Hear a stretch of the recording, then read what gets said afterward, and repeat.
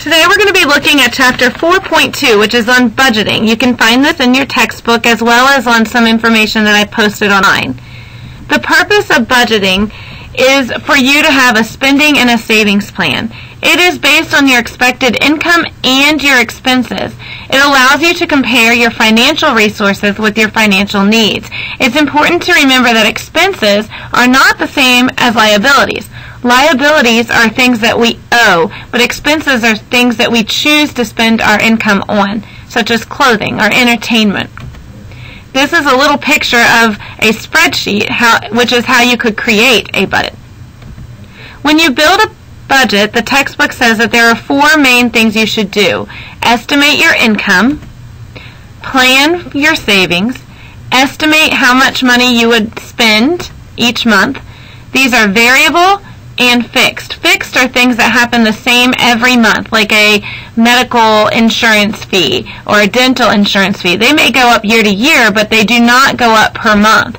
And then variable expenses are expenses that change, such as going to a restaurant or going to the movies, or just your entertainment expenses that might change back and forth.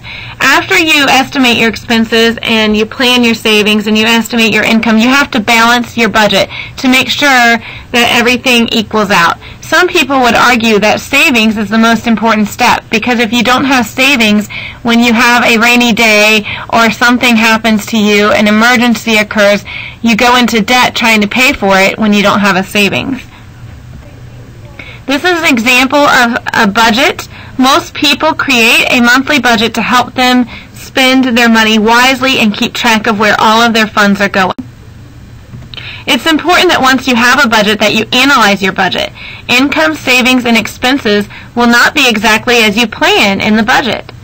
These differences that occur between what you plan and what you actually spend or actually receive money for are called variances. There are favorable variances and unfavorable variances. You'll remember these from the project that we're doing in the classroom. Looking at the variances can help you budget better in the future. This is an example of Andrea McCall's budget where she takes a look at her percentage of variances. You can tell that she budgeted $120 for her income, but only received $110. That difference is $10. When you take that $10 and divide it by her budgeted or planned amount of $120, you get a negative 8% variance. That is unfavorable. But looking at her allowance, she only expected $40 and she got $50 that month. That time she had a positive variance of $10. 10 divided by the $40 gave her 25% variance, which was favorable for her.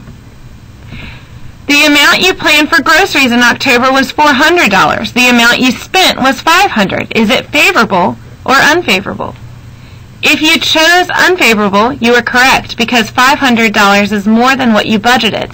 However, in this case, if you planned for an income at $4,000 and you actually received $5,000, that would be favorable because you received more than what you planned, and now you have more money to put into your savings or other areas of expense. It's important to keep good records because they will help you prepare better budgets. There are manual records, computerized records, things that compute your variances for you and help you continuously improve. One app that you can use is called Numbers. You might also use a Microsoft Money program to help you track your expenses. You can see a picture of that on the right-hand side. In addition to that, you might find other apps helpful, such as Expense Tracker, Expense 2.0, or other apps that actually give you a picture of how you're spending your money and showing you your income and your variances and graphs and charts.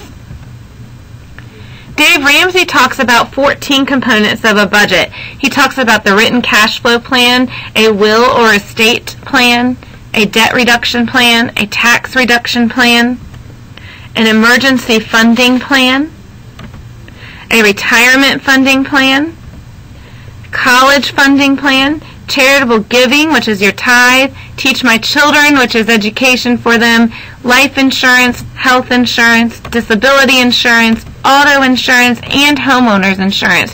He believes that all 14 of these things should go into your budget. He does talk about how you can take steps into using these, that you don't have all of them at one time, but that they are all important in your budgeting. We did a budget project in school, and some of you may have made this face about it. You maybe don't like it, but it's helping us determine how we spend our money and how we can come up with variances. As we're doing this, we found that we're going to need an extra day on it. So the budget we're doing in class, instead of being due tomorrow, is actually going to be due on Wednesday. We will finish it up in class tomorrow. The discussion board that you have assigned tonight is actually going to be due on Wednesday. You should have one initial post and one reply post. You can look at the next slide for more instructions on your discussion board post. We are not going to have a test on the rest of Chapter 4, but we are going to do some projects in class to assess your learning for Chapter 4. For your discussion board, remember this is worth 10 points.